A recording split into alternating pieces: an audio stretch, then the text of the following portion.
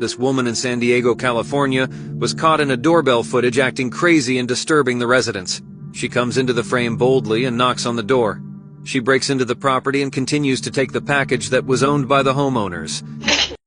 That's right, you know me. Straight out, no, yes. Straight out there, you got a package up front. Bitch, I'm gonna open this shit right now. Bitch, you know what's going on. You know what's going on. I swear to God, on herself. How mama, you know what she said? Bitch, swear to God, like, it's coming in her so.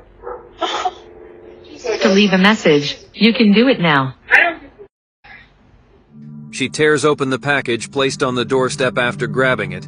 She then takes the sign at the door and throws it away in the distance. I'm, fine. I swear to God, Angel Ramirez, please leave me alone. I swear to God. Like, boy, you think, oh my God, you're so petty. I swear to God, Angel Ramirez always been talking like Shannon. I swear to God, again.